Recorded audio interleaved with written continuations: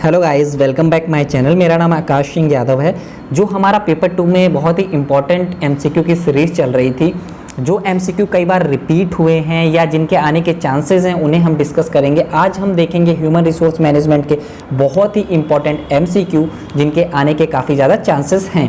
हाँ, अभी रिसेंटली में आपका मैनेजमेंट का पेपर हुआ है, तो उसमें काफ़ी सारे एमसीक्यू ऐसे आए हुए हैं जो हमने अपने एमसीक्यू सीरीज़ में डिस्कस किए हैं। तो जिनका भी अभी कॉमर्स का एग्ज़ाम होने वाला है, तो जितने भी मैंने वीडियो प्रोवाइड किए हैं, एटलीस्ट आप उन्हें अच्छे से देख लो, जिससे होगा क्या, आपके काफ़ी सारे उससे कंसेप्ट भी क्लियर होंगे। इसके अलावा आपको अपनी प्रिपरेशन का लेवल भी पता चलेगा, क्योंकि अब एग्ज़ाम बहुत करीब है आपसे, ठीक है। एंड हाँ, जो लोग भी पहली बार वीडियो को देख रहे हैं या चैनल पे पहली बार आए हुए हैं, तो चैनल को सब्सक्राइब करें एंड बेल आइकन को भी दबा दें, जिससे होगा क्या कि कोई भी नया वीडियो आएगा तो उसका नोटिफिकेशन उन्हें सबसे पहले मिलेगा, ठीक है। तो चलो हम स्टार्ट करते हैं क्वेश्चन नंबर फर्स्ट से, ठीक है। तो ये जो क्वेश्चन है जॉब डिस्क्रिप्शन का है, जिसमें पूछा गया है which among the following are parts of job description. तो देखो, सबसे पहले आपको पता होना चाहिए जॉब डिस्क्रिप्शन एक्चुअली होता क्या है। तो हम बेसिक चीज़ें आपको बहुत जल्दी से बताते हैं। देखो, जो जॉब डिस्क्रिप्शन होता है, ये हमारा जॉब एनालिसिस का पार्ट होता है। जॉब एनालिसिस के दो पार्ट होते हैं। पहला आपका जॉब डिस्क्रिप्शन होता है, दूसरा आपका जॉब स्पेसिफिकेशन होता है। जब हम जॉब डिस्क्रिप्शन की बात करेंगे, तो ये आपके जॉब को डिफाइन करता है कि आपको क्या करना है, कब करना है, कैसे करना है, आपका सुपरवाइजर कौन होगा, आपकी क्या ड्यूटीज़ होंगी, ठीक है। ये होता है हमेशा हमारा job description. And job specification जो होता है, ये जॉब होल्डर को बताता है। मतलब जो आपका जॉब होल्डर है, उसका KSA लेवल क्या होगा। K मतलब नॉलेज, S मतलब स्किल्स, A मतलब एबिलिटीज़, ठीक है। इसके अलावा उसके क्या एजुकेशन होंगी। ये एक तरीके से पर्सनल हो सकता है, ठीक है। तो थोड़ा सा और हम ब्रीफ में डिस्कस करते हैं जो चीज़ें हमने बोली हैं आपको। तो सबसे पहले देखो, जॉब एनालिसिस जो था, इसको आपने क्या हुआ, जॉब एनालिसिस को आपने 2 टाइप्स में डिवाइड किया था, ठीक है। तो 2 टाइप्स में आपने डिवाइड किया, job description and job specification, ठीक है। जब हम बात करेंगे जॉब डिस्क्रिप्शन की, तो हमेशा ध्यान रखना, जॉब डिस्क्रिप्शन में वो सारी चीज़ें आ जाएंगी जो आपके जॉब को डिफाइन करती हैं, ठीक है। इसमें job title, job location, job summary, reporting to, working condition, job duties, machine to be used, ये सारी चीज़ें आ जाएंगी।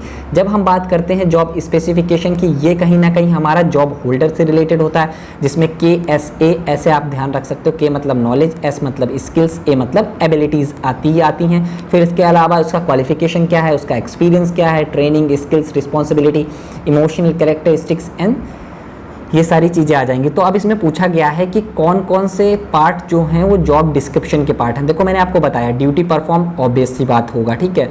तो अब देखो, पहला कहाँ नहीं है वो अपने आप हट जाएगा। आपको क्वेश्चंस ऐसे करने हैं, ठीक है। जॉब समरी आपको पता है होता है कंफर्म, ठीक है। सेकेंड वाला देखो कहाँ नहीं है, आपको क्वेश्चंस कैसे करने, ये बहुत इंपॉर्टेंट है इस एग्ज़ाम में, ठीक है। फिर इसके बाद जॉब आइडेंटिफिकेशन, जॉब आइडेंटिफिकेशन भी पार्ट होता है, तो जॉब आइडेंटिफिकेशन भी हो गया, ठीक है। तो ये वाला भी दोनों हैं अब तक, ठीक है। फिर इसके बाद सुपरविजन गिवन, सुपरविजन गिवन कहीं ना कहीं होता है पार्ट, लेकिन डेलीगेशन ऑफ अथॉरिटी ये इसका पार्ट नहीं होता है, ठीक है। डेलीगेशन ऑफ अथॉरिटी इसका पार्ट नहीं होता। तो हमारा करेक्ट आंसर जो बन जाएगा वो A वाला बन जाएगा और D हमारा रॉन्ग हो जाएगा। अब हम चलते हैं नेक्स्ट क्वेश्चन पे। तो जो नेक्स्ट क्वेश्चन है, बहुत सिंपल सा क्वेश्चन है, ठीक है। अब इसमें क्या बोला गया है, इस पे देखो, असर्शन एंड रीजनिंग का क्वेश्चन है। इसमें फर्स्ट में बोला गया है employ development is more future oriented and more concern with education than employ training. देखो, 2 चीज़ें होती हैं, आपको अच्छे से पता होगा। एक होता है ट्रेनिंग, एक होता है डेवलपमेंट। जब हम ट्रेनिंग की बात करते हैं, तो ये कहीं ना कहीं हम ये समझते हैं कि एक आप जब ये आप बहुत सिंपल लैंग्वेज में आपको हम बताते हैं, ट्रेनिंग जो होती है वो आपकी लोअर लेवल के लिए होती है, जबकि जो डेवलपमेंट होता है वो आपका हायर लेवल के लिए होता है, ठीक है। उस पर एजुकेशन पे ज़्यादा फोकस करते हैं। डेवलपमेंट का जो मेन मोटिव होता है, आपको हायर पोजीशंस के लिए प्रिपेयर करना, ठीक है। डेवलपमेंट का मेन मोटिव ये होता है और हमेशा टॉप लेवल के लिए होता है, ठीक है। तो इसमें देखो, ये बोला गया है employ development is more future oriented, बिल्कुल सही बात है।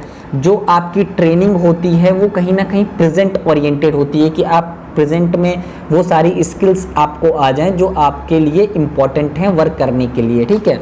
And more concern with education, हाँ ये एजुकेशन पे ज़्यादा फोकस करती है, ठीक है, रेदर देन एम्प्लॉय ट्रेनिंग। तो पहला स्टेटमेंट हमारा बिल्कुल सही है।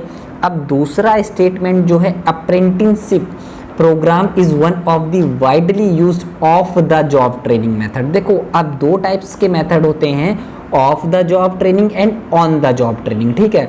जो हमारा अप्रेंटिसशिप होता है या जो हमारा इंटर्नशिप होता है, ये हमारा ऑन द जॉब होता है, ऑफ द जॉब नहीं होता है। तो ये स्टेटमेंट हमारा गलत हो जाएगा। तो हमारा ए जो है वो करेक्ट हो जाएगा और आर जो है वो इनकरेक्ट हो जाएगा, ठीक है। इसके अलावा ये मैंने आपको मेथड्स भी बता दिए हैं। ट्रेनिंग के काफ़ी सारे मेथड्स होते हैं। पहले आपके ऑन द जॉब ट्रेनिंग होते हैं, फिर आपके ऑफ द जॉब ट्रेनिंग होते हैं। उनको आप अच्छे से पढ़िएगा। देखो अप्रेंटिसशिप जो है हमारा वो ऑन द जॉब होता है। नेक्स्ट क्वेश्चन पे हम चलते हैं। तो नेक्स्ट क्वेश्चन जो है, job enlargement expends the number of related task in the job, ठीक है। अब दो कंसेप्ट होते हैं, जॉब इनलार्जमेंट एंड जॉब इनरीचमेंट। देखो जब हम जॉब इनलार्जमेंट की बात करते हैं, कहीं ना कहीं वो हॉरिजेंटल एक्सपेंशन होता है। जॉब इनलार्जमेंट का मतलब होता है जो आपकी जॉब है उसी में आप टास्क बढ़ा दो, उसी जॉब में आप नंबर ऑफ टास्क जब बढ़ा देते हो तो उसको हम बोलते हैं जॉब इनलार्जमेंट। ये हमेशा हमारा हॉरिजेंटल एक्सपेंशन होता है। इसका जो मेन मोटिव होता है कि कहीं ना कहीं एक वर्कर जो होता है सेम काम करते करते कहीं ना कहीं बॉर्डम फील करता है, ठीक है। तो इस बॉर्डम को कम करने के लिए हम लोग जॉब इनरीचमेंट और जॉब इनलार्जमेंट का यूज़ करते हैं, ठीक है। तो ये हमेशा हमारा हॉरिजेंटल होता है, ठीक है, अच्छी तरीके याद रखिएगा आप। और जो हमारा जॉब इनरीचमेंट होता है ये हमारा वर्टिकल एक्सपेंशन होता है। लाइक प्रमोशन की बात करते हैं, कहीं ना कहीं आपका लेवल बढ़ता है, आपकी सैलरी बढ़ती है, आपकी पोजीशन बढ़ती है, ये सारी चीज़ें होती हैं, ठीक है। अब जो जॉब डिज़ाइन का एक मेथड होता है, जॉब डिज़ाइन के जो और मेथड हैं मैंने आपको बताया, job simplification, job rotation, job enrichment, job enlargement. इन सब का जो मेन एम होता है वो मेन एम ये होता है, कहीं ना कहीं आपके जॉब में जो इंटरेस्ट कम हो जाता है। जब आप सेम काम आप बार बार करोगे तो आपका इंटरेस्ट कहीं ना कहीं डाउन हो जाता है। उसको बढ़ाने के लिए ये सारी टेक्निक्स यूज होती हैं, चाहे आपका जॉब सिंप्लीफिकेशन हो, चाहे आपका जॉब रोटेशन हो, चाहे वो आपका जॉब इनरिचमेंट हो, चाहे जॉब इनलार्जमेंट हो, ठीक है। नेक्स्ट क्वेश्चन, ये भी बहुत अच्छा क्वेश्चन है और बहुत सिंपल सा क्वेश्चन है, ठीक है। तो इसमें देखो क्या पूछा गया है, which one of the following type of strike is without the consent of official of union. तो इसे हम बोलते हैं वाइल्ड कैट स्ट्राइक, ठीक है। ये जो हमारी स्ट्राइक होती है इसमें क्या होता है कि आप यूनियन मेंबर का कोई परमिशन नहीं लेते हो, ना ही आप कोई नोटिस देते हो अपने मैनेजमेंट को, और नोटिस देते भी हो तो बहुत शॉर्ट टर्म के टाइम के लिए नोटिस आप देते हो। इसे आप अनऑफिशियल इंडस्ट्रियल एक्शन भी बोलते हो, ठीक है, अनऑफिशियल इंडस्ट्रियल एक्शन, ठीक है। फिर बाकी सिंपैथी स्ट्राइक जो होती है वो आपका होता है क्या है, दूसरे एम्प्लॉयज़ को सपोर्ट करने के लिए हम करते हैं। स्लो डाउन स्ट्राइक में क्या होता है कि इसमें आप फोकस करते हो, एक तरीके से स्ट्राइक नहीं होती है, लेकिन जैसे एक एम्प्लॉय होता है वो अगर 100 यूनिट बनाता है तो अब वहाँ पे वो 50 यूनिट बनाने लगता है, 60 यूनिट बनाने लगेगा, जो एक्चुअल प्रोडक्शन करता था उससे कम करने लगेगा। तो इसे हम बोलते हैं स्लो डाउन स्ट्राइक, ठीक है। अब हम चलते हैं नेक्स्ट स्लाइड पे, ठीक है। चलिए, ये प्रॉब्लम पता नहीं क्यों हो रही है, बार बार मुझे करना पड़ा है। फिर देखो नेक्स्ट क्वेश्चन जो है, job analysis provide information use for the writing. देखो जब हम जॉब एनालिसिस की हमने पहले भी बात की है और फिर से बात कर रहे हैं। देखो सिंपल सा मतलब होता है जॉब एनालिसिस का कि जो जॉब है उसको एनालाइज करना, उसके बाद आपको फाइंड करना उस जॉब में आपको क्या क्या करना है और उस जॉब को करने के लिए आपको कैसे बंदे चाहिए, ठीक है। जब हम बात करते हैं क्या करना है, कब करना है, कैसे करना है जॉब में, तो वो पार्ट हो जाता है आपका जॉब डिस्क्रिप्शन का। एंड कौन लोग वो टास्क करेंगे, उनका KSA लेवल क्या होगा, नॉलेज क्या होगी, उनकी स्किल्स क्या होगी, उनकी एबिलिटी क्या होगी, उनकी एजुकेशन क्या होगी, उसके लिए क्या ट्रेनिंग चाहिए। तो ये पार्ट होता है आपका जॉब स्पेसिफिकेशन का, ठीक है। तो जॉब स्पेसिफिकेशन तो आपका दिया ही नहीं है, तो आपको पता चल गया कहीं ना कहीं हम जॉब एनालिसिस का यूज जॉब डिस्क्रिप्शन के लिए करते हैं, ठीक है। फिर इसका एक प्रोसेस है। सबसे पहले आप क्या करते हो कि जो प्रोसेस होता है जॉब एनालिसिस का, इसी से आपको पता चल जाएगा कि आप ऑब्जेक्टिव डिफाइन करते हो, फिर आप जॉब एनालिसिस को प्रिपेयर करते हो, ठीक है। फिर आप जॉब एनालिसिस को परफॉर्म करते हो, फिर उसी जॉब एनालिसिस के अकॉर्डिंग आप job description and job specification को बनाते हो, ठीक है। ये सारी चीज़ें होती हैं। फिर नेक्स्ट क्वेश्चन पे हम चलते हैं, तो बहुत सिंपल सा क्वेश्चन है ये भी, ठीक है। Providing employees with basic background information about the firm is known as employee orientation. देखो दो टर्म होते हैं, एक होता है इंडक्शन, दूसरा होता है ओरिएंटेशन। जब भी हम इंडक्शन की बात करेंगे ये हमेशा हमारा शॉर्ट टर्म के लिए होता है। ये क्वेश्चन एक बार रिपीट हुआ है असर्शन एंड रीजनिंग में, ठीक है, इंडक्शन और ओरिएंटेशन का, तो इसको अच्छे से प्रिपेयर करके रखिएगा। इंडक्शन का मतलब होता है कि एक सिंपल सा इंट्रोडक्शन, जैसे मान के चलो आप किसी नई कंपनी में काम करने जा रहे हो, तो आपको पीपीटी के द्वारा पूरा उस कंपनी के बारे में जब बताएंगे तो इसे आप एक तरीके से इंडक्शन ले सकते हो। ये हमेशा थ्योरेटिकल टाइप का होता है, एक इंट्रोडक्शन देना कंपनी के बारे में शॉर्ट टर्म का लिए होता है, ठीक है। फिर हम जब बात करते हैं ओरिएंटेशन की, जो हमारा ओरिएंटेशन होता है ये हमेशा हमारा लॉन्ग टर्म के लिए होता है। ये जो इसका टाइम पीरियड होता है मोर देन 1 डेज होता है, ठीक है। और इसमें कहीं ना कहीं फोकस होता है इंटीग्रेशन पे, उस पे जो आपका इंडक्शन पे फोकस होता है इंट्रोडक्शन पे, और ओरिएंटेशन पे जो फोकस होता है वो आपका इंटीग्रेशन पे फोकस होता है, ठीक है। नेक्स्ट क्वेश्चन ये भी बहुत सिंपल है। देखो मैंने आपको बताया है कई बार, आपको इजीली आ गया होगा इस क्वेश्चन का आंसर आप इजीली दे दोगे। और ये वाला क्वेश्चन हम लोगों ने टेलीग्राम चैनल पे बहुत बार किया भी है जब हमने एमसीक्यू किए हैं। हाँ, जो लोग भी टेलीग्राम चैनल पे नहीं जुड़े हैं, मैं चैनल का लिंक आपको डिस्क्रिप्शन बॉक्स पे दे देता हूँ, तो आप वहाँ से जुड़ जाओ जाके, ताकि जो भी पीपीटी हैं पहले मैंने सेंड की हैं वो आपको ईजिली मिल जाएंगी वहाँ से, ठीक है। फिर हमारा जो नेक्स्ट क्वेश्चन है वो है which one of the following is related to standard of personal. देखो पर्सोनल का मतलब होता है ह्यूमन रिसोर्स, ठीक है। जो हमारा ह्यूमन रिसोर्स के लिए आपका स्टैंडर्ड सेट करता है उसे आप क्या बोलते हो? उसे आप बोलते हो, हमेशा ध्यान रखना, जॉब स्पेसिफिकेशन। मैंने आपको बताया है जब आपके ह्यूमन रिसोर्स के लिए स्पेसिफिक स्टैंडर्ड सेट करने की बात होगी तो आपका जॉब स्पेसिफिकेशन ही होता है, ठीक है। अच्छे से ध्यान रखिएगा। फिर हम चलते हैं नेक्स्ट क्वेश्चन पे। बहुत सिंपल सा क्वेश्चन है और बहुत अच्छा क्वेश्चन है। एंड हाँ, जिन लोगों ने भी अभी वीडियो को लाइक नहीं किया है अभी तक, वीडियो को लाइक कर दो, क्योंकि यार काफ़ी मेहनत लगती है।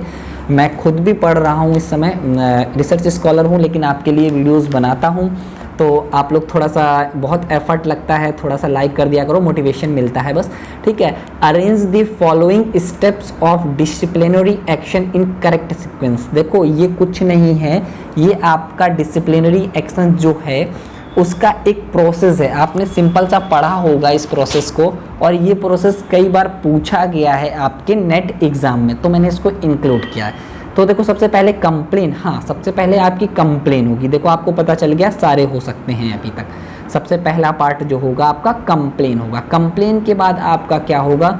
Issue of chargesheet. नहीं, ऐसा तो नहीं होता है कि डायरेक्ट हम इशू ऑफ चार्जशीट करेंगे। फिर हम करते हैं फैक्ट फाइंडिंग, जो कि बेसिक फैक्ट फाइंडिंग होती है, प्रीलिमिनरी, ठीक है, प्रीलिमिनरी होगी जो कि बेसिक होगी फैक्ट फाइंडिंग, ठीक है। फिर हमारा हो गया ए एंड सी। देखो ऐसे आपको इजीली पता चल गया, लो आपका करेक्ट आंसर। सिर्फ आपको इतना करना होता है थोड़ा सा। फिर आपने फैक्ट फाइंडिंग की, फैक्ट फाइंडिंग के बाद चार्जशीट इशू होती है, चार्जशीट इशू होने के बाद फिर आपको एक्सप्लेनेशन देने के लिए कंसिडरेशन मिलता है, मतलब आपको जाना होता है, आप बताइए आपकी क्या गलती है या जो भी चीज़ें हैं सारी चीज़ें वहाँ से आपसे पूछी जाती हैं। फिर देन इसके बाद आपका suspension of pending inquiry, then आपका holding of inquiry, then order of punishment, then इसके बाद आपको अपील करने का भी ऑप्शन मिलता है कहीं ना कहीं, ठीक है। तो नेक्स्ट क्वेश्चन पे चलते हैं। ये बहुत अच्छा क्वेश्चन है और बहुत इंपॉर्टेंट क्वेश्चन है, ठीक है। अब इस क्वेश्चन को आप बहुत अच्छे से प्रिपेयर करके रखिएगा, क्योंकि ये भी कई बार पूछा गया है, ठीक है।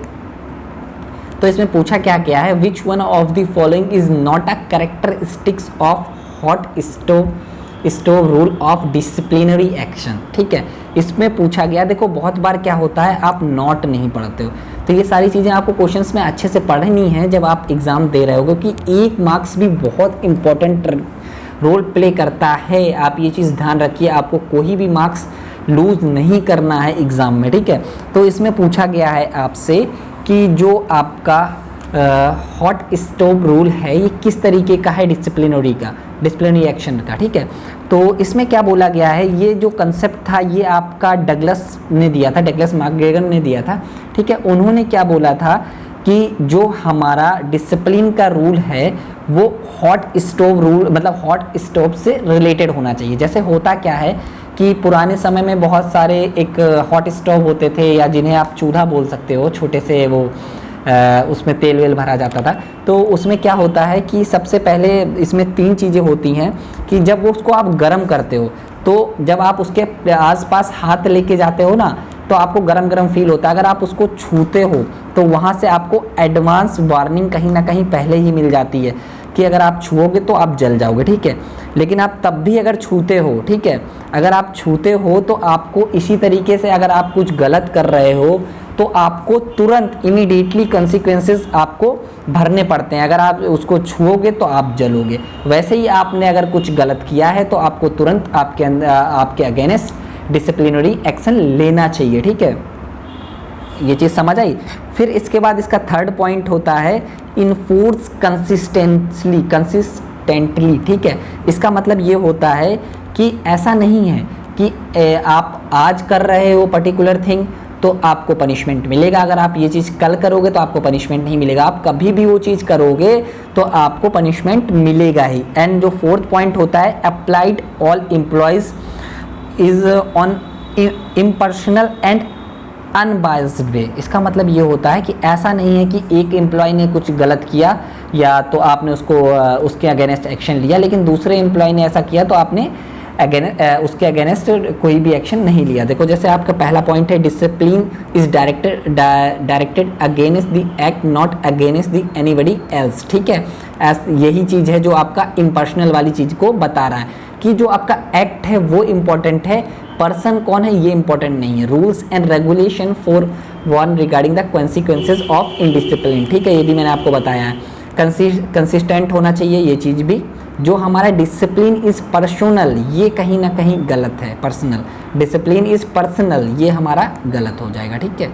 नेक्स्ट क्वेश्चन पे हम चलते हैं।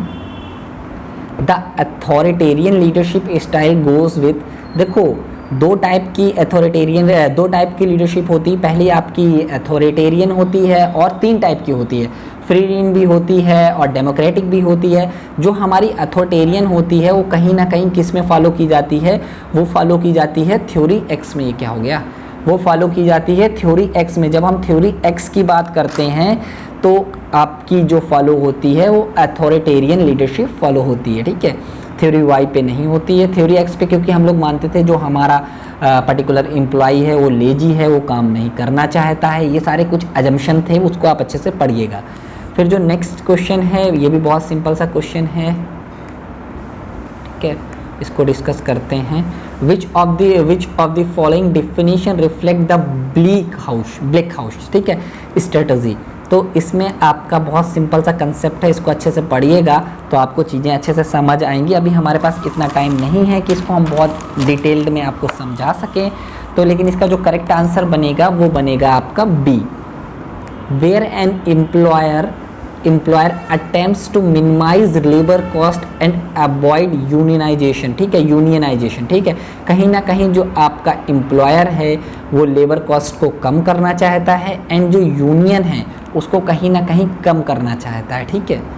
नेक्स्ट क्वेश्चन पे चलते हैं। ये बहुत अच्छे क्वेश्चन होते हैं, इनको बहुत अच्छे से टैकल करना, क्योंकि अभी जो एग्ज़ाम हुआ था मैनेजमेंट का उनमें काफ़ी सारे क्वेश्चंस इनसे रिलेटेड आए हुए थे, ठीक है। तो इनको कैसे करना है हम आपको बताते हैं। देखो ह्यूमन रिसोर्स डेवलपमेंट, कहीं ना कहीं डेवलपमेंट की बात है तो ऑब्वियस सी बात है ट्रेनिंग से रिलेटेड होगा। कंपनसेशन मैनेजमेंट, देखो जॉब इवोल्यूशन क्या होता है, जितने भी जॉब के कंसेप्ट हैं उन्हें बहुत अच्छे से पढ़ लेना, चाहे वो आपका जॉब डिस्क्रिप्शन हो, चाहे जॉब डिज़ाइन हो, चाहे जॉब एनालिसिस हो, चाहे वो आपका जॉब स्पेसिफिकेशन हो, ये सारे अच्छे से पढ़ लीजिएगा। क्योंकि जो हमारा जॉब इवोल्यूशन होता है इसमें क्या फाइंड करते हो आप, वर्थ ऑफ जॉब, मतलब कि आप पर्टिकुलर एक जॉब के लिए कितना पैसा दोगे, ठीक है, कितना पैसा आप दे सकते हो, वर्थ क्या है आपकी जॉब की। तो कहीं ना कहीं ये कंपनसेशन मैनेजमेंट से रिलेटेड है। ह्यूमन रिलेशन के बारे में आपको बहुत अच्छे से पता होगा। ह्यूमन रिलेशन की जो थ्योरीज थी वो इल्टन मायो ने दी हैं, और जो कहीं ना कहीं मोटिवेशनल थ्योरीज भी कहीं ना कहीं उसी का पार्ट है, ठीक है। अब लास्ट बचा हमारा ह्यूमन रिसोर्स अकाउंटिंग, जो कि आपका ह्यूमन रिसोर्स मैनेजमेंट, सॉरी ये मैनेजमेंट होगा, MENT और होगा इसमें, ठीक है। तो इसका जो करेक्ट आंसर बनेगा वो फर्स्ट, सेकेंड, थर्ड, फोर्थ बन जाएगा। नेक्स्ट क्वेश्चन पे हम चलते हैं। ये देखो हमने पहले भी डिस्कस किया है, in a strike of this type workers do not actually stop the work rather than they slow down the pace of their work, ठीक है। जैसे शुगर इंडस्ट्री, देखो बहुत सारी इंडस्ट्रीज हो सकती हैं, शुगर इंडस्ट्री नहीं, कि जो आपका वर्कर होता है वो आपका इस टाइप की स्ट्राइक में काम को बिल्कुल बंद नहीं करता है, वो काम को धीमे धीमे करने लगता है, तो इसे हम बोलते हैं स्लो डाउन स्ट्राइक, ठीक है। इसे हम लोग बोलते हैं स्लो डाउन स्ट्राइक, ठीक है। हमेशा ध्यान रखना ये हमारा होता है स्लो डाउन स्ट्राइक, ठीक है। फिर एक और पॉइंट आता है कि अब काफ़ी सारे लोग जो होंगे कंफ्यूज हो रहे होंगे सिट डाउन स्ट्राइक और स्लो डाउन स्ट्राइक पे। तो देखो सिट डाउन स्ट्राइक जो होती है, या जो इसको आप स्टे इन स्ट्राइक भी बोलते हो एंड पेन डाउन स्ट्राइक भी बोलते हो, टूल डाउन स्ट्राइक भी बोलते हो, इसमें कोई काम नहीं होता, इसमें कुछ भी काम नहीं करते हैं। जबकि स्लो डाउन में क्या होता है कि आपका प्रोडक्शन जो होता है उसको कम कर देते हैं, ठीक है। जबकि सिट डाउन में क्या होता है, बिल्कुल बैठ जाते हैं, उसमें कोई काम नहीं करता है। जो हमारा स्टे इन होता है वो सेल्स जॉब के लिए होता है, एंड जो हमारा सिट डाउन होता है वो हमारा फैक्ट्री वर्कर है उनके लिए होता है। जो हमारा पेन डाउन होता है वो हमारा जो ऑथर होते हैं उनके लिए होता है। जो हमारा टूल डाउन होता है वो हमारा टूल ऑपरेटर के लिए होता है, ठीक है। सब इसी के पार्ट हैं या इसी के दूसरे मतलब थोड़ा सा मिलते जुलते नाम थे, ठीक है। नेक्स्ट क्वेश्चन पे चलते हैं हम। ये भी बहुत सिंपल है। The internal supply of human resource consist of present employees who can be dash dash dash to fill expected opening. देखो जो हमारी सप्लाई है, ह्यूमन रिसोर्स सप्लाई जो है ना ह्यूमन रिसोर्स, तो उसका इंटरनल मेथड क्या होता है, वो आपका प्रमोटेड भी हो सकता है। मान के चलो हमें फ्यूचर में 10 या 20 मैनेजर की ज़रूरत है, जो हमारे करंट एम्प्लॉयज़ हैं या जो हमारे करंट वर्कर्स हैं उन्हें हम हायर लेवल पे प्रमोट कर सकते हैं, ठीक है। हम मतलब उनको प्रमोटेड कर सकते हैं, तो डिमोटेड भी कर सकते हैं। उनका जो जैसे मान के चलो कोई मैनेजर है तो हम उसे लोअर लेवल पे भी डिमोटेड कर सकते हैं अगर वो अच्छे से काम नहीं करेगा। ट्रांसफ़र से भी हम चीज़ों को भर सकते हैं। मान के चलो ए पे दो इंडस्ट्री, मतलब एक इंडस्ट्री है जिसके 2 जगह कंपनीज़ हैं, ए है एंड बी है। बी पे ज़्यादा लोगों को ज़रूरत है तो हम ए से ट्रांसफ़र करके बी पे ले जाएंगे। इस तरीके से भी हम कर सकते हैं, ठीक है। तो इसका जो करेक्ट आंसर बनेगा वो ऑल ऑफ दी अबव बनेगा, ठीक है, ऑल ऑफ दिस बनेगा।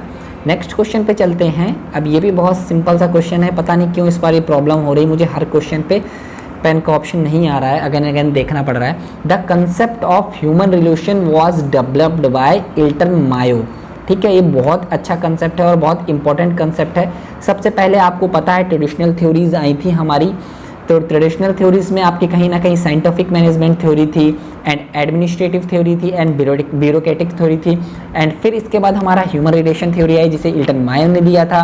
एंड वेस्टर्न इलेक्ट्रॉनिक कंपनी थी जिस पे इन्होंने एक्सपेरिमेंट किया था और इन्होंने बोला था कि इनफॉर्मल रिलेशनशिप भी बहुत इंपॉर्टेंट है वर्कर्स की प्रोडक्टिविटी के लिए, ठीक है। तो ये जो एक्सपेरिमेंट था 1923 से या 1924 से 1932 या 33 के बीच चला था, ठीक है। तो बहुत अच्छा कंसेप्ट है, इजीली आप लोग समझ गए होंगे। फिर हम चलते हैं नेक्स्ट क्वेश्चन पे। ये भी बहुत अच्छा क्वेश्चन है और बहुत इंपॉर्टेंट क्वेश्चन है, इसको बहुत अच्छे से प्रिपेयर करके रखिएगा आप लोग। देखो under job evolution technique non quantitative method include. देखो 2 टाइप्स के मेथड होते हैं, हमने आपको बताया है। पहला होता है जॉब इवोल्यूशन टेक्निक्स की बात कर रहे हैं तो 2 टाइप्स के होते हैं। पहला होता है क्वालिटेटिव, दूसरा होता है क्वांटिटेटिव। जब हम बात करते हैं क्वालिटेटिव की तो उसके डिफरेंट पार्ट होते हैं, लेकिन क्वांटिटेटिव के जो 2 पार्ट होते हैं वो आपके होते हैं रैंकिंग एंड ये जो नॉन क्वांटिटेटिव मतलब जो हमारा हो गया क्वालिटेटिव, ठीक है, जो कि हमारा हो गया क्वालिटेटिव। क्वालिटेटिव में हमारे 2 आते हैं जो कि हमारे होंगे ranking and job grading. Job grading को आप जॉब क्लासिफिकेशन भी बोलते हो, ठीक है। जॉब ग्रेडिंग को आप जॉब क्लासिफिकेशन भी बोलते हो। रैंकिंग का देखो मैं आपको बहुत सिंपल सा इंपॉर्टेंट एग्जांपल देता हूँ। देखो जब भी हम रैंकिंग की बात करते हैं, जो आपकी जॉब है वो इम्पोर्टेंस के अकॉर्डिंग रैंक करी जाती है। जैसे आपका जो आपके कॉलेजेस हैं वहाँ पे सबसे पहले प्रोफेसर होता है, फिर आपका एसोसिएट प्रोफेसर, फिर उसके बाद आपका असिस्टेंट प्रोफेसर, फिर आपका लेक्चरर, फिर आपके रिसर्च स्कॉलर। इस तरीके से रैंकिंग मेथड होता है। रैंकिंग मेथड में बेसिकली जो आपकी जॉब है उसके इम्पोर्टेंस के अकॉर्डिंग जब आप जॉब को डिफाइन करते हो तो उसे हम लोग रैंकिंग मेथड बोलते हैं। फिर हमारा आता है दूसरा जिसे हम लोग बोलते हैं जॉब ग्रेडिंग और जॉब क्लासिफिकेशन मेथड, ठीक है, जिसका बहुत ज़्यादा यूज़ आपका गवर्नमेंट ऑर्गेनाइजेशंस करती हैं। जैसे जो वर्कर्स है उसको आप डिफाइन कर सकते हो अनस्किल्ड या स्किल्ड या grade A, grade B, grade C, इस तरीके से आप डिफाइन कर सकते हो, ठीक है। तो ये हमारा हो जाएगा नॉन क्वांटिटेटिव मेथड, ठीक है। नॉन क्वांटिटेटिव मेथड मतलब ये हमारा जो है क्वालिटेटिव मेथड है, ठीक है। नेक्स्ट क्वेश्चन पे हम चलते हैं। 360 डिग्री अप्रेजल। देखो 360 डिग्री अप्रेजल का मतलब होता है एक बहुत ही इम्पॉर्टेंट टेक्निक है जो कि परफॉर्मेंस अप्रेजल की है। ये नई टेक्निक है। इसमें क्या होता है कि जो आपके साथ काम कर रहे हैं, जो आपके सबऑर्डिनेट हैं, वो भी आपको कहीं ना कहीं आपके बारे में फीडबैक देंगे। इसके अलावा जो आपके सुपरवाइज़र हैं वो भी फीडबैक देंगे, ठीक है। तो इस सिस्टम को हम बोलते हैं 360 डिग्री अप्रेजल, ठीक है। तो सबसे पहले हम पढ़ते हैं a system where senior manager rates और लाइन मैनेजर, ये गलत है भैया, ठीक है, ऐसा कुछ नहीं होता। A system where every employee rate another employee choose at a random. हाँ, ये अभी तक ठीक है। रैंडम का कोई मतलब नहीं, ये गलत हो गया। क्योंकि देखो एम्प्लॉय जो होते हैं ये दूसरे एम्प्लॉय को बिल्कुल देते हैं, लेकिन कहीं ना कहीं जो उनके सुपरवाइजर होते हैं वो भी रेटिंग करते हैं। तो जो इसका करेक्ट आंसर बनेगा वो ये बनेगा, a system where feedback is obtained from peers subordinate. जो उनके साथ काम करने वाले हैं वो तो फीडबैक देंगे ही, एज वेल एज सुपरवाइजर, जो उनके सुपरवाइजर हैं वो भी फीडबैक देते हैं, ठीक है। तो ये ऑटोमेटिकली आपका गलत हो जाएगा। अब जो नेक्स्ट क्वेश्चन है बहुत इंपॉर्टेंट क्वेश्चन है और बहुत अच्छा क्वेश्चन है। देखो इसको पढ़ना और पढ़ने की कोशिश करना। In which one of the following method of performance appraisal predetermined percentage of rates are placed in various performance category. तो ये हमेशा हमारा होता है फोर्स डिस्ट्रीब्यूशन मेथड, और ये क्यों होता है वो आपको हम एक्सप्लेन करते हैं। देखो क्वेश्चन पे क्या बोला गया है, which of the following method of performance appraisal predetermined percentage of rates are placed in various performance category, ठीक है। तो ये जो होता है वो आपका नॉर्मल डिस्ट्रीब्यूशन होता है कहीं ना कहीं, ठीक है, ये नॉर्मल डिस्ट्रीब्यूशन होता है। तो इसमें आपका जो आपकी कैटेगरी होती है परफॉर्मेंस की वो आप पहले से डिसाइड कर लेते हो। जो 10% होंगे, जो सबसे डाउन स्कोर होगा वो आपके पुअर होंगे, फिर उससे थोड़ा सा ऊपर जिनका स्कोर होगा वो आपके बिलो एवरेज होंगे, जिनको हमें सिर्फ लेना कितना है 20%। अगर 100 लोग हैं तो हमें 10 लोगों को पुअर की कैटेगरी पे रखना ही रखना है, ठीक है, क्योंकि जो उनका मार्क्स जिनके 10 सबसे कम होंगे तो वो आपके पुअर की कैटेगरी पे जाएंगे, फिर आपके बिलो एवरेज की कैटेगरी पे जाएंगे, फिर आपके एवरेज की कैटेगरी पे जाएंगे 40%, देन 20% जो होंगे गुड, देन इसके बाद 10% एक्सीलेंट। जो टॉप 10 होंगे वो हमारे एक्सीलेंट कहलाएंगे, ठीक है। फिर जो हमारे इसके बाद टॉप 10 के बाद 20% और होंगे जिनके मतलब ठीक है 30 मार्क्स के लमसम होंगे, मतलब उनका जो फीडबैक जब आप लोगे जो कहीं ना कहीं थोड़ा सा इनसे कम अच्छे होंगे उनको आपको 20% रखना है गुड पे, ठीक है। इस तरीके से आप करते हो इसको कि जितने भी आपके एम्प्लॉयज़ हैं वो पूरे इसमें आ जाएँ, ठीक है। 10% आपके इसमें आएंगे, 20% इसमें, 40% इसमें, 20% देन इसमें, देन 10% इसमें। तो इसको आप बोलते हो फोर्स डिस्ट्रीब्यूशन मेथड, ठीक है। फिर नेक्स्ट क्वेश्चन या जो नेक्स्ट बहुत सिंपल सा क्वेश्चन है, इसको आप लोग इजीली कर लोगे I think. Which one of the following theories of labour welfare believe that worker are becoming more and more aware of their rights and welfare measure can appease them. देखो ये जितनी भी थ्योरीज हैं ये labour welfare की theories हैं।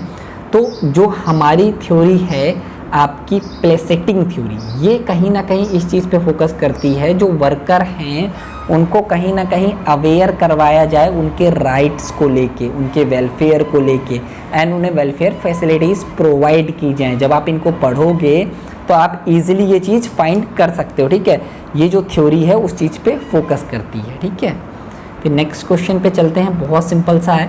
a dash dash dash is a collection of duties, tasks and responsibility which are assigned to an individual and which is differ from an assignment।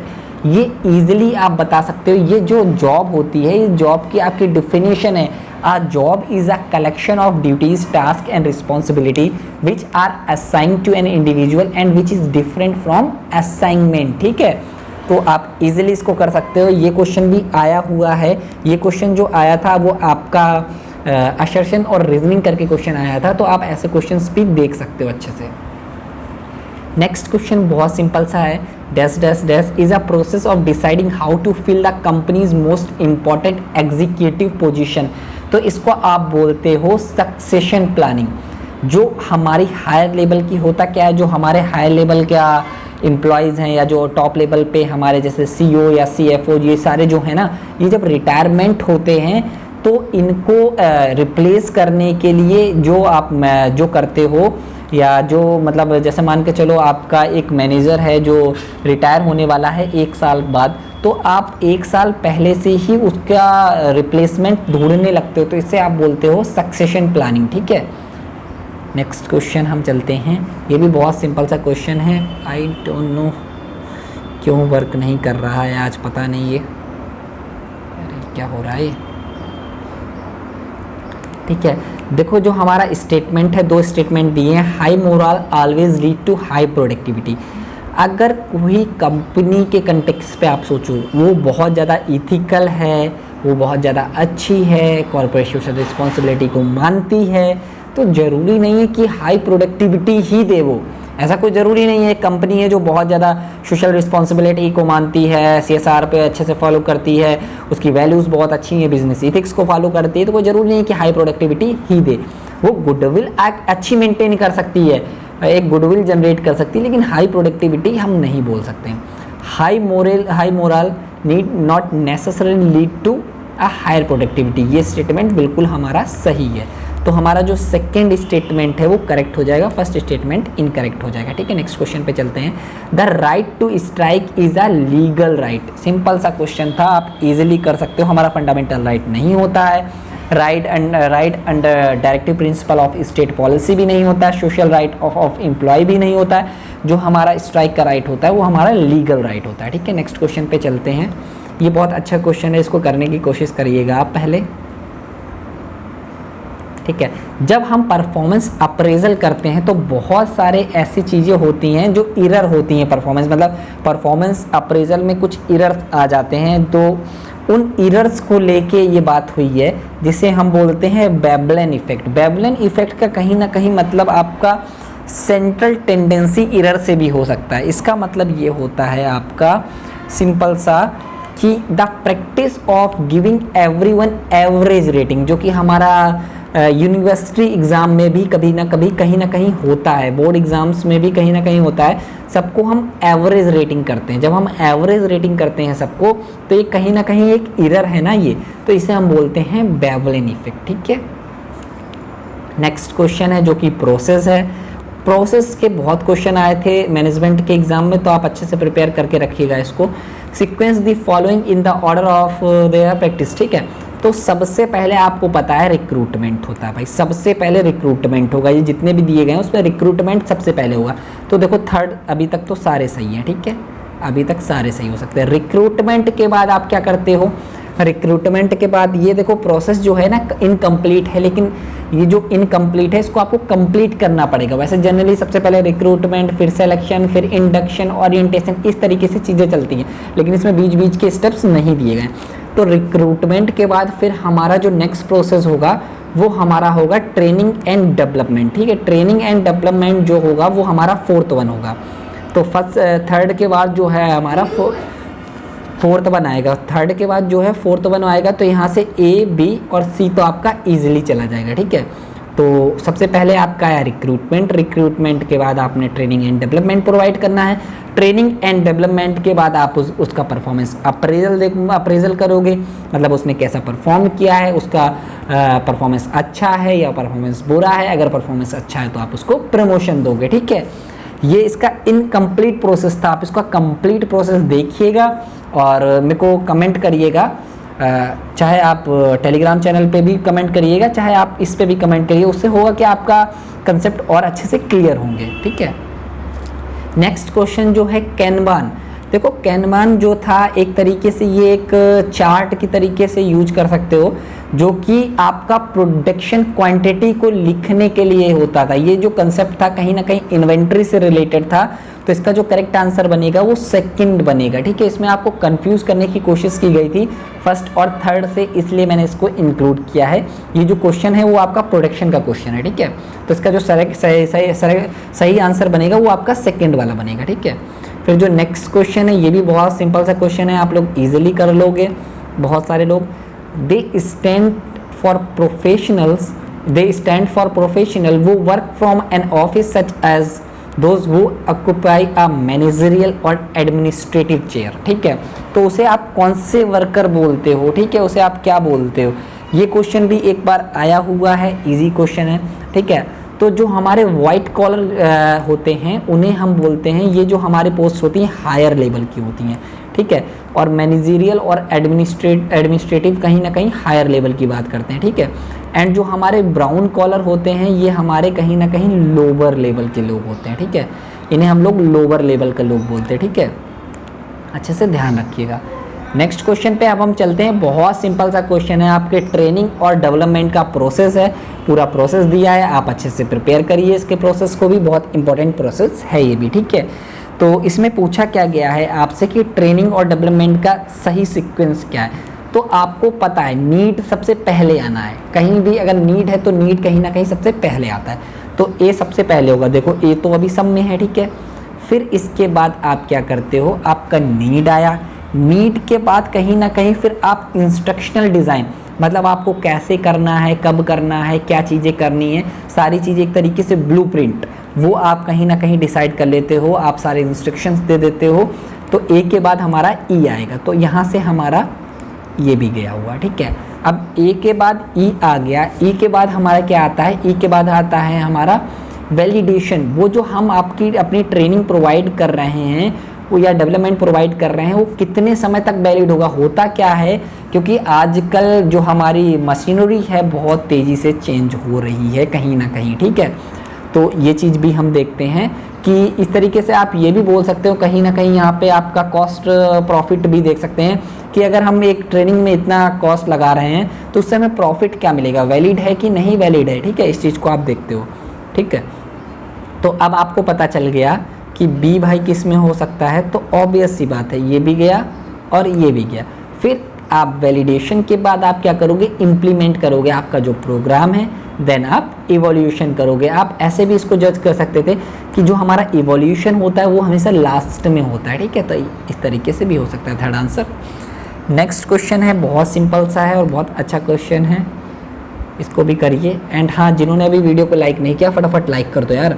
Methods for training and development involves various job techniques such as expanded responsibility, job rotation, assistant to a position and others. ये जो होती हैं ये हमारी कहीं ना कहीं techniques होती हैं। ठीक है, ये हमारी टेक्निक्स होती हैं, इन्हें अच्छे से प्रिपेयर करिएगा। ये जितनी भी मैंने आपको पहले भी बताया, जॉब इनरिचमेंट, जॉब इनलार्जमेंट, इसके अलावा जो आपकी जॉब रीडिज़ाइन, ये जितनी भी टेक्निक्स हैं इन्हें बहुत अच्छे से पढ़िएगा, क्योंकि जॉब के जितने भी कंसेप्ट हैं कहीं ना कहीं रिपीट होते हैं। ठीक है, नेक्स्ट क्वेश्चन पे हम चलते हैं। ये भी बहुत सिंपल सा क्वेश्चन है, ये हम पहले डिस्कस कर चुके हैं, लेकिन एक बार और बताते हैं आपको, क्योंकि ये क्वेश्चन रिपीट होते हैं इसलिए मैंने इसको इंक्लूड किया। Job analysis is a systematic procedure for securing and reporting information defining a specific product, specific job, specific goods and service. हमेशा ध्यान रखना जो हमारा जॉब एनालिसिस होता है वो स्पेसिफिक जॉब के लिए होता है, क्योंकि सारी जो जितनी भी आपकी जॉब होती हैं उनका जॉब डिस्क्रिप्शन आप देखोगे, जब भी कोई आपकी वैकेंसी निकलती है तो आपको जॉब डिस्क्रिप्शन दिया होता है। आपने कभी पढ़ा नहीं होगा, हमेशा उसका जॉब डिस्क्रिप्शन दिया होता है कि, और हर जॉब का अलग अलग जॉब डिस्क्रिप्शन होता है। ठीक है, एंड फिर इसके बाद जॉब स्पेसिफिकेशन भी जो होता है स्पेसिफिकली जॉब के लिए होता है। ठीक है, फिर हम नेक्स्ट क्वेश्चन पे चलते हैं, यूनियन डेंसिटी। ठीक है, आपने कंसेप्ट सुना होगा पॉपुलेशन डेंसिटी। ठीक है, आप कभी ना कभी अपना थोड़ा सा माइंड भी यूज़ किया करो चीज़ों को लेके। अगर थोड़ा सा आप अपना माइंड यूज़ करोगे तब भी चीज़ें हो जाएंगी, ठीक है। ये जो कंसेप्ट है सेम आपका पॉपुलेशन डेंसिटी से। पॉपुलेशन डेंसिटी में आप क्या देखते हो कि आपके जो एरिया में, एक पर्टिकुलर एरिया में कितनी पॉपुलेशन या कितने लोग रह रहे हैं, तो वैसे ही यूनियन डेंसिटी में हम क्या देखेंगे, टोटल नंबर ऑफ वर्कर्स वो आर यूनियन मेंबर, ठीक है। नंबर ऑफ वर्कर जो कि यूनियन मेंबर हैं हमारे, ठीक है। नेक्स्ट क्वेश्चन जो है हमारा बहुत इजी क्वेश्चन है और बहुत अच्छा क्वेश्चन है ये भी। अब हम इस पे बात करते हैं, विच one of the following is a training technique in which training act out parts in a realistic management situation, ठीक है। तो इसका जो करेक्ट आंसर बनेगा वो आपका बनेगा रोल प्लेइंग, क्योंकि हमारा जो रोल प्लेइंग होता है कहीं ना कहीं रियलिस्टिक होता है, बहुत ज़्यादा रियलिस्टिक मैनेजमेंट सिचुएशन होती हैं। वहाँ पे जो आपकी रियलिटी का कहीं ना कहीं जो लेवल होता है सबसे ज़्यादा जो होता है वो आपका रोल प्लेइंग में होता है, क्योंकि आप एक्चुअली वो काम वहाँ पे कर रहे होते हो, ठीक है। आपको पर्टिकुलर रोल दिया जाता है वहाँ पे, ठीक है। नेक्स्ट क्वेश्चन पे हम चलते हैं, गोल्डन हेलो। ये वाला क्वेश्चन का जो आंसर है वो आंसर आप लोग प्रोवाइड करोगे, क्योंकि इसमें गोल्डन हैंडशेक का भी कंसेप्ट है जो कि बहुत इम्पॉर्टेंट है। वो आप लोग पढ़िएगा, पढ़ने के बाद मुझे बताइएगा कि होता क्या है golden handshake and golden hello, इसका आंसर क्या होगा, ठीक है। नेक्स्ट क्वेश्चन पे हम चलते हैं, विच of the following statement is true, ठीक है। बहुत सिंपल सा क्वेश्चन है और बहुत अच्छा क्वेश्चन है ये भी, इसको करते हैं। तो जो हमारे स्टेटमेंट दिए हैं आपको देखना है कौन सा स्टेटमेंट सही है और कौन सा स्टेटमेंट गलत है। तो पहला स्टेटमेंट जो है वो है, the demand for human resource is modified by such employees action such as retirement, resignation and termination. बिल्कुल सही चीज़ है। जो हमारा ह्यूमन रिसोर्स की डिमांड है वो कहीं ना कहीं इन सारे फैक्टर्स पे डिपेंडेंट होती है। जो आपका रिटायरमेंट है या जो आपका रिजिग्नेशन है या जो आपका टर्मिनेशन है, जब कोई आपका एम्प्लॉय रिटायरमेंट है या कोई आपका एम्प्लॉय रिटायर होता है तो आपको उस वैकेंसी को फुलफिल करने के लिए एक एडिशनल बंदा चाहिए होता है, ठीक है। या चाहे वो आपका रेजिग्नेशन हो चाहे वो आपका टर्मिनेशन हो, ठीक है। पहला सही हो गया। फिर हमारा जो सेकेंड स्टेटमेंट है वो है हमारा, human resource forecast are attempt to predict an organization future demand for employees. बिल्कुल सही बात है कि जो हम फोरकास्ट पे हम क्या देखते हैं कि हमें फ्यूचर में कितने एम्प्लॉयज़ की ज़रूरत पड़ने वाली है। तो हमारा पहला और दूसरा स्टेटमेंट दोनों सही है। तो देखो भाई कहाँ ऐसा स्टेटमेंट मिल रहा है, ये देखो गलत हो गया। ऐसे आपको क्वेश्चंस को करना है, आपकी अप्रोच बहुत इंपॉर्टेंट होनी चाहिए इन क्वेश्चंस को करने के लिए, ठीक है। और आप थोड़ा सा कॉन्फिडेंस होना चाहिए आपको, जो भी आप पढ़ रहे हो अच्छे से पढ़ो। तो ऑब्वियस सी बात है ये होगा, expert forecast are based on the judgement of दोस्त who are knowledgeable of the future human resource need. बिल्कुल सही चीज़ है। जो हमारा एक्सपर्ट फोरकास्ट है कहीं ना कहीं जजमेंट पे बेस्ड है, जो हमारा नेक्स्ट क्वेश्चन है वो हमारा जो नेक्स्ट स्टेटमेंट है वो है हमारा, major organizational decision affect the demand for human resource. ये भी बिल्कुल सही स्टेटमेंट है। तो यहाँ पे करेक्ट आंसर जो बनेगा first, second, third and fourth बन जाएगा। अब नेक्स्ट क्वेश्चन जो है ये आपका ट्रेड यूनियन से रिलेटेड है और ये पूछा गया है कि कौन सी ट्रेड यूनियन किसने बनाई है, ठीक है। तो हमारा सबसे पहले INTUC जो ट्रेड यूनियन है, जिसे हम बोलते हैं Indian national trade union Congress, ठीक है, जो कि हमारी कांग्रेस ने बनाई थी, इंडियन नेशनल कांग्रेस ने बनाई थी, ठीक है। जो कि जिसका ईयर था आपका 1947। हमेशा ध्यान रखिएगा इसको, क्योंकि ऐसे क्वेश्चंस बहुत पूछे जाते हैं। 1947 पे आपकी आई थी, ठीक है। फिर जो हमारा आपको पता चल गया ए का तो थर्ड होगा, अभी तक आपके सारे ए के थर्ड हैं तो अभी सारे हो सकते हैं, ठीक है। फिर आपका AITUC की बात करते हैं तो इसका जो फुल फॉर्म होता है वो है हमारा all India trade union Congress, ठीक है। आपको कंफ्यूज किया गया है, दोनों में कांग्रेस है तो आप कंफ्यूज हो जाओगे, कहीं इसको भी कांग्रेस ने तो नहीं बनाया है। ये जो है आपकी ये सबसे पहली ट्रेड यूनियन थी और जो आपकी इंडिया में अगर हम बात करते हैं, ये जो हमारी आई थी 1920s में आई थी, जिसे बनाया था कम्युनिस्ट पार्टी ऑफ इंडिया ने, ठीक है। तो अब इसका आपका सेकंड हो गया, तो ये आपका इजीली आपको पता चल गया, ठीक है। फिर आपका जो BMS है, जिसे आप बोलते हो भारतीय मजदूर संघ, ठीक है, जो कि आपका आया था 1955 में, 1955 या 1956 के अराउंड आया था, जो कि जिसे आपके बनाया था भारतीय जनता पार्टी ने, ठीक है। अब ऑब्वियस सी बात है जो एक बचा वो आपका यही हो जाएगा, जिसका फुल फॉर्म है central of Indian trade union, जो कि 1970s में आया था। तो करेक्ट आंसर आपको फर्स्ट वाला हो जाएगा।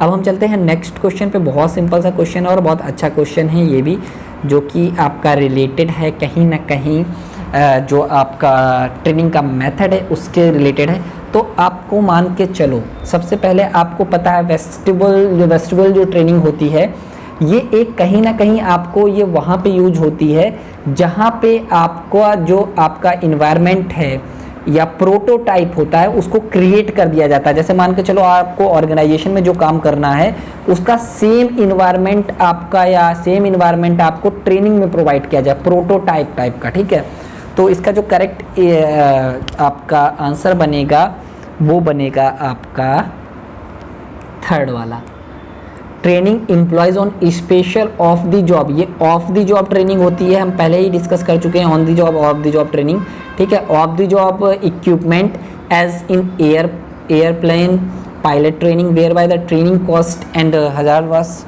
Can be reduce. देखो जैसे होता क्या है, सबसे पहले जो हमारे पायलट होते हैं, ठीक है, उनको हम डायरेक्टली प्लेन पे बैठा के तो ट्रेनिंग प्रोवाइड नहीं कर सकते हैं, तो हम स्पेशली एक प्रोटोटाइप प्रोवाइड करते हैं। उस प्रोटोटाइप में उन्हें हम सिखाते हैं, वैसा ही इन्वायरमेंट प्रोवाइड करते हैं जैसा इन्वायरमेंट उन्हें एक्चुअली में प्रोवाइड होगा। नेचुरल जो इन्वायरमेंट होता है उस नेचुरल इन्वायरमेंट को आप प्रोवाइड करने की कोशिश करते हो, ठीक है।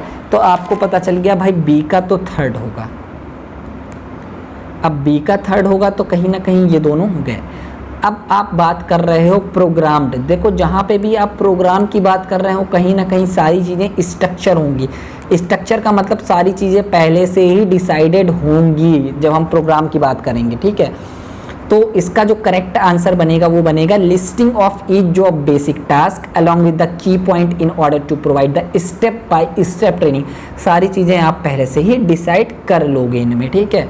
तो इसका जो बनेगा आपका सी का सेकंड बनेगा। और जॉब इंस्ट्रक्शन ट्रेनिंग का जो बन जाएगा आपका a systematic method for teaching job skills involving presenting question और facts allowing the person to respond and giving the learner immediate feedback on the accuracy of his answer, ठीक है। तो correct answer जो हो गया वो सेकेंड वाला हो गया, इजीली आपने आइडेंटिफाई कर लिया,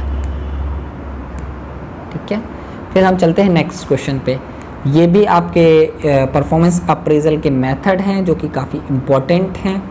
तो अब हम सबसे पहले बात करते हैं रैंकिंग पे। देखो हमने आपको बताया रैंकिंग मेथड जो होता है आपकी जो पोजीशन है ना उनके इम्पोर्टेंस के अकॉर्डिंग होती है। आपकी पोजीशन को कंपेयर करते हैं। जैसे मैंने आपको एग्जांपल दिया था, सबसे पहले जो आपका होता है वो आपके, अगर हम कॉलेज की हायरार्की की बात करते हैं, सबसे पहले आपके प्रोफेसर होते हैं, फिर आपके एसोसिएट प्रोफेसर होते हैं, फिर आपके असिस्टेंट प्रोफेसर होते हैं, फिर आपके लेक्चरार होते हैं, फिर आपके रिसर्च स्कॉलर होते हैं। इस तरीके से रैंकिंग मेथड में आपका whole job comparison made to place them in order of importance, जो आपका इम्पोर्टेंस होता है उसके अकॉर्डिंग डिसाइड करते हो। तो फर्स्ट का तो देखो भाई सेकेंड हो गया। अब कहीं ना कहीं ये और ये तो गए। फिर हमारा जॉब क्लासिफिकेशन, देखो जॉब क्लासिफिकेशन में मैंने आपको बताया हुआ है कि जब हम जॉब क्लासिफिकेशन की बात करते हैं तो कहीं ना कहीं ग्रेड की बात होगी और बहुत सारे जॉब हैं जैसे उनको क्लासीफाई कर देते हैं पर्टिकुलर कैटेगरी पे, ठीक है। इस तरीके से हम जॉब को क्लासीफाई करते हैं, ठीक है। तो इसका जो करेक्ट आंसर बनेगा वो बनेगा आपका थर्ड वाला। जॉब क्लासिफिकेशन को आप जॉब ग्रेडिंग भी बोलते हो, ठीक है। Job grades are defined and jobs are slotted into a grades by the comparing the whole job description with the grade definition, ठीक है। जैसे ग्रेड ए में जो आपके कई सारे गवर्नमेंट में ये बहुत फॉलो होता है, गवर्नमेंट जॉब्स में grade A, grade B and grade C, इस तरीके से, ठीक है। तो आपको पता चल गया बी का थर्ड वाला है भाई। लो भाई आपका करेक्ट आंसर बन गया सी का, ऑब्वियस सी बात है फोर्थ हो जाएगा और डी का फर्स्ट हो जाएगा। आपको कुछ देखने की ज़रूरत ही नहीं है, ठीक है। एंड इसमें मैंने आपको बता भी दिया है कौन से क्वालिटेटिव होते हैं, कौन से क्वांटिटेटिव होते हैं, पहले ही ये चीज़ हम डिस्कस कर चुके हैं, ठीक है। फिर हमारा जो नेक्स्ट क्वेश्चन है वो है हमारा सेंसिटिविटी ट्रेनिंग। सेंसिटिविटी ट्रेनिंग को आप टी ग्रुप ट्रेनिंग या लेबोरेटरी ट्रेनिंग भी बोलते हो, हमेशा ध्यान रखना। सेंसिटिविटी ट्रेनिंग जो होती है हमारी उसे हम टी ग्रुप ट्रेनिंग या लेबोरेटरी ट्रेनिंग भी बोलते हैं, ठीक है। नेक्स्ट क्वेश्चन पे चलते हैं। ये बहुत इंपॉर्टेंट क्वेश्चन है और बहुत अच्छा क्वेश्चन है, तो इसको आप बहुत अच्छे से प्रिपेयर करिएगा। और 1 मिनट वेट करिए, मैं पानी पी लूँ। एक मिनट वेट करिएगा, आप आंसर देने की कोशिश करिए फर्स्टली।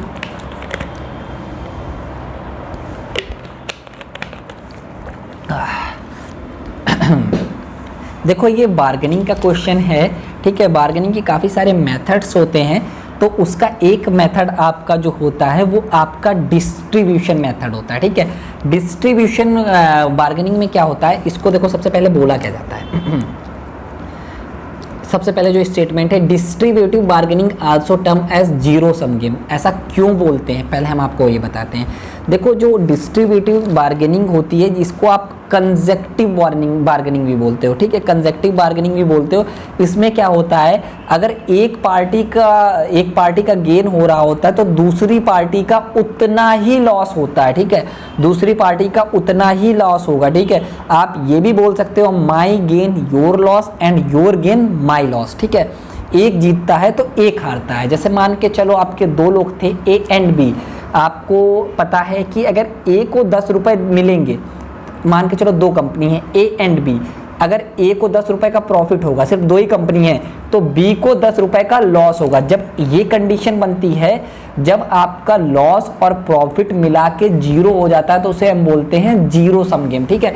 ए को अगर 10 का प्रॉफिट होगा तो बी को जो 10 का लॉस होगा, जब इसको हम माइनस करेंगे, ए को 10 का प्रॉफिट एंड बी को 10 का लॉस, ठीक है, -10, तो जब हम इसको करेंगे तो यहाँ से जीरो बन जाएगा, ठीक है। तो इसको हम बोलते हैं जीरो सम गेम। तो पहला स्टेटमेंट तो हमारा गलत है, ठीक है, सही है, सॉरी। फिर जो हमारा सेकेंड स्टेटमेंट है, it results one party gain with loss of other party. ये चीज़ मैंने आपको बताई है कि कलेक्टिव डिस्ट्रीब्यूटिव बार्गेनिंग या जो हमारी कंसेक्टिव बार्गेनिंग है, उसमें एक पार्टी का जितना ही लॉस होता है उतना ही दूसरी पार्टी का गेन होता है। तो हमारे ये दोनों स्टेटमेंट सही हैं and R is the correct और right explanation of A B है, ठीक है। अब हम चलते हैं नेक्स्ट क्वेश्चन पे, जो कि हमारा स्ट्राइक से रिलेटेड है, टाइप्स ऑफ स्ट्राइक से रिलेटेड है, ठीक है। तो सबसे पहले हम बात करते हैं प्राइमरी स्ट्राइक पे। देखो जो हमारी प्राइमरी स्ट्राइक होती है वो कहीं ना कहीं उसके बहुत सारे पार्ट होते हैं। प्राइमरी स्ट्राइक के जो आपके पार्ट होते हैं आप अच्छे से लिख लीजिएगा ये चीज़, stay in, sit down, go slow, pen down, tool down, back out, wild cat strike, ये जितने भी होते हैं ये हमारे प्राइमरी स्ट्राइक के पार्ट होते हैं, ठीक है। तो आपको कहीं ना कहीं पता चल गया जो ए का जो है वो थर्ड वाला हो जाएगा भाई, क्योंकि हमने आपको बताया ना कि प्राइमरी स्ट्राइक के जो पार्ट होते हैं वाइल्ड कैट या स्टे इन या सिट डाउन या पेन डाउन या टूल डाउन, ये बायकॉट के सारे होते हैं, ठीक है। तो ए का जो हो गया वो थर्ड हो गया भाई। तो आप इजीली आंसर ऐसे ही निकाल सकते थे, ठीक है। लेकिन हम और देखते हैं, सेकेंडरी स्ट्राइक जो होता है उसमें आपका जो स्ट्राइक आता है सिंपैथेटिक स्ट्राइक आता है, ठीक है। इसमें क्या होता है, जो आपका वर्कर स्ट्राइक करता है किसी दूसरे एम्प्लॉय को सपोर्ट करने के लिए, ठीक है। फिर आपका पिकेटिंग जो कि बहुत इंपॉर्टेंट है, इसमें क्या होता है, इसमें जो आपका वर्कर होता है वो क्या करता है, कंपनी के बाहर बैठ जाता है और जो लोग काम करने जाते हैं उन्हें भी मना करता है कि नहीं काम करने आपको नहीं जाना है। देखो ये चीज़ बोली भी गई है, जो काम करने जाते भी हैं उन्हें भी वो मना करता है, ठीक है। स्ट्राइक में ऑब्वियस सी बात है लास्ट वाला हमारा घेराव हो जाएगा, तो करेक्ट आंसर जो बनेगा वो सेकंड वाला बन जाएगा। नेक्स्ट क्वेश्चन पे चलते हैं। ये जो है आपकी लेबर वेलफेयर की थ्योरीज हैं बहुत सारी, उन पे हम बात करते हैं, ठीक है। ये लेबर वेलफेयर की थ्योरीज हैं, बहुत सिंपल सी थ्योरीज हैं, काफ़ी सारे लोगों ने पढ़ रखी होंगी पहले ही, अगर थोड़ा सा भी आप पढ़ लोगे तो ईजिली हो जाती है। जो हमारी पॉलिसी थ्योरी थी बहुत बेसिक थ्योरी है, तो ये बोलती है कि किसी भी कंपनी में जो बेसिक फैसिलिटीज़ हैं वो नेसेसरी होनी ही चाहिए, कंपल्सन होता है, ठीक है। ये कंपल्सन होता है, ये आपकी होनी ही चाहिए, ठीक है, जो बेसिक नेसेसिटीज़ की चीज़ होती हैं। तो ये हमारा कहीं ना कहीं बन जाएगा आपका ए का थर्ड। ईजिली आपने आंसर फाइंड कर लिया। ऐसे क्वेश्चंस को सिर्फ इतना आपको करना होता है, अगर आपको एक भी पता है तो काम आपका ईजिली हो जाता है, ठीक है। मान के चलो फिर हम बात करते हैं फंक्शनल थ्योरी। लास्ट वाली फंक्शनल थ्योरी को आप कहीं ना कहीं इफ़िशिएंसी थ्योरी भी बोलते हो, ठीक है। यहाँ पे जो आपकी वेलफेयर जो होता है, वो जो वेलफेयर फैसिलिटी जो होती हैं, ये बोला जाता है कि आप अगर वेलफेयर फैसिलिटी प्रोवाइड करोगे तो वर्कर्स की इफ़िशिएंसी एंड इफ़ेक्टिवनेस बढ़ेगा और वर्कर अच्छे से काम करेगा। तो चलो भाई डी का भी आपको पता चल गया, इसको आप इफ़िशिएंसी थ्योरी भी बोलते हो, डी का आपका 4th बन गया। तो ऐसे भी आप चीज़ों को कर सकते हो। अब ऑब्वियस सी बात है जो बचे हैं उसका जो हो जाएगा वो प्रिसिटिंग थ्योरी के बारे में मैंने बता भी दिया था आपको कि जो आपका एम्प्लॉय है वो कहीं ना कहीं एक मतलब एम्प्लॉयर जो है वो एम्प्लॉय को उसके राइट्स के बारे में अवेयर करवाता है, ये सब सारी चीज़ें होती हैं, ठीक है। अब ऑब्वियस सी बात है अफेक्शन टू मैनकाइंड हो जाएगा इसका लास्ट। अब हाँ, मैंने आपको ये क्वेश्चन 3rd टाइम इंक्लूड किया क्योंकि काफ़ी इंपॉर्टेंट क्वेश्चन है। कहीं पे भी Gandhian concept of social responsibility आता है तो वो आपका ट्रस्टीशिप से रिलेटेड होगा, हमेशा ध्यान रखना। कहीं पे भी Gandhian concept of social responsibility आएगा तो वो आपका ट्रस्टीशिप कंसेप्ट से रिलेटेड ही होगा, ठीक है। नेक्स्ट क्वेश्चन पे चलते हैं। ये बहुत सिंपल सा क्वेश्चन है आपका, एक तरीके से ये भी बोल सकते हैं कि ये जो आपकी डिफिनेशन है वही दे दी गई है कि जो आपका ह्यूमन रिसोर्स होता है उसमें प्लानिंग इंक्लूड होता है, बिल्कुल सही बात है। उसमें आपका रिक्रूटमेंट भी इंक्लूड होता है, बिल्कुल सही बात है। ऑर्गेनाइजिंग भी इंक्लूड होता है, लेकिन प्रॉफिटेबिलिटी नहीं इंक्लूड होता है। जो आपका इंक्लूड होता है planning, organizing, directing, controlling, procurement, development, compensation, integration and maintenance and separation, ये सारी चीज़ें आपकी ह्यूमन रिसोर्स मैनेजमेंट का कहीं ना कहीं फंक्शन हो सकती हैं, लेकिन प्रॉफिटेबिलिटी कहीं भी फंक्शन नहीं होती है, ठीक है। नेक्स्ट क्वेश्चन पे चलते हैं अब हम, बहुत सिंपल सा ये भी। Employee orientation provide new employees with basic background information they need to perform their satisfactorily, ठीक है। तो देखो इसमें सिंपल सा ये बोला गया है कि एम्प्लॉय ओरिएंटेशन में आप क्या है, न्यू एम्प्लॉयज़ को बेसिक बैकग्राउंड इन्फॉर्मेशन देते हो तो जिससे वो सारे काम्स को, अपने जॉब्स को अच्छे से परफॉर्म कर सके। तो बिल्कुल सही स्टेटमेंट ये चीज़ बोल रहा है, ये बिल्कुल सही स्टेटमेंट है, ठीक है। दूसरा स्टेटमेंट ये है orientation is actually part of employee new employee socialization process. आप जब सोशलाइजेशन का प्रोसेस पढ़ोगे तो कहीं ना कहीं ओरिएंटेशन, इंडक्शन उसका पार्ट होते हैं। तो हमारे जो दोनों स्टेटमेंट है वो करेक्ट हो जाएंगे। नेक्स्ट क्वेश्चन पे चलते हैं जो कि ग्रीवियंस से रिलेटेड है आपका। Every company should have a grievance redressal mechanism, ठीक है, सही बात है। सारी कंपनीज में ग्रीवियंस को, जो किसी एम्प्लॉयज़ का जो ग्रीवियंस है उसको दूर करने का कोई ना कोई मैकेनिज्म होना चाहिए, बिल्कुल सही चीज़ है। दूसरा क्या है, एक ग्रीवियंस की आपकी ग्रीवियंस की आपकी डिफिनेशन दे दी। देखो ये क्वेश्चन आया हुआ है, grievance is a feeling that should be expressed mandatorily. ये नहीं होता है। ग्रीवियंस जो होता है हमारा एक्सप्रेस भी हो सकता है, नॉन एक्सप्रेस्ड भी हो सकता है, ठीक है। तो अगर ये मैंडेटरी ना होता तो स्टेटमेंट गलत सही हो जाता, नहीं तो ये स्टेटमेंट हमारा गलत हो गया, इसीलिए तो हमारा ए जो है वो करेक्ट हो जाएगा, आर जो है वो हमारा इनकरेक्ट हो जाएगा, ठीक है। नेक्स्ट स्टेटमेंट जो है हमारा वो है इंटीग्रेटिव बार्गेनिंग से रिलेटेड। तो देखो जो हमारे इंटीग्रेटिव बार्गेनिंग होता है पहले हमें उसके बारे में पता होना चाहिए। तो हम थोड़ी सी बेसिक चीज़ें आपको जल्दी से बता देते हैं कि हमारा इंटीग्रेटिव बार्गेनिंग क्या होता है। इंटीग्रेटिव बार्गेनिंग बेस्ड ऑन, देखो इंटरेस्ट बेस्ड बार्गेनिंग की बात होती है इसमें, ठीक है। इसको आप कोऑपरेशन बार्गेनिंग भी बोलते हो। इसमें क्या होता है कि दोनों पार्टीज के लिए विन विन सिचुएशन होती है। कलेक्टिव बार्गेनिंग में ऐसा नहीं होता था। कलेक्टिव बार्गेनिंग में एक पार्टी के लिए विन, दूसरी पार्टी के लिए लॉस सिचुएशन होती थी। इसमें क्या होता है कि दोनों पार्टीज के लिए विन विन सिचुएशन होती है और दोनों पार्टी कुछ ना कुछ गेन करती हैं, ठीक है, म्यूचुअल बेनिफिट होता है, ठीक है। तो सबसे पहला स्टेटमेंट जो है वो आपका बोला गया है integrative bargaining is a type of win loss strategy. बिल्कुल गलत स्टेटमेंट है भाई, तो हमारा ये वाला गलत स्टेटमेंट हो जाएगा।